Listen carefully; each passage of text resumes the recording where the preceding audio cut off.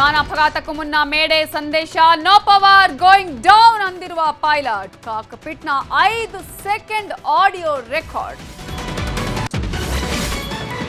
ಕೇಂದ್ರ ಸರ್ಕಾರದಿಂದ ಉನ್ನತ ಮಟ್ಟದ ತನಿಖೆ, ಗೃಹ ಕಾರ್ಯದರ್ಶಿ ನೇತೃತ್ವದಲ್ಲಿ ವಿಚಾರಣೆ, 3 ತಿಂಗಳಲ್ಲಿ ವರದಿ ಕೊಡಲು ಕೇಂದ್ರದ ಗಡುವು.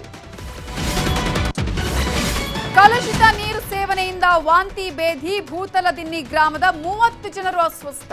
ನೀರಿನ ಟ್ಯಾಂಕ್ ಕ್ಲೀನ್ ಮಾಡಿಲ್ಲ ಎಂದು ಗ್ರಾಮಸ್ಥರ ಆಕ್ರೋಶ. ಚಿಕ್ಕಬಳ್ಳಾಪುರ ಸರ್ಕಾರಿ ಆಸ್ಪತ್ರೆಯಲ್ಲಿ ಲಂಚಾವತಾರ, ಕಾಸು ಕೊಟ್ರೆ ಟ್ರೀಟ್ಮೆಂಟ್ ಅಂತಾರಂತೆ ಡಾಕ್ಟರ್. ಗುಡಿಬಂಡೆ ತಾಲೂಕು ವೈದ್ಯರ ವಿರುದ್ಧ ಆರೋಪ.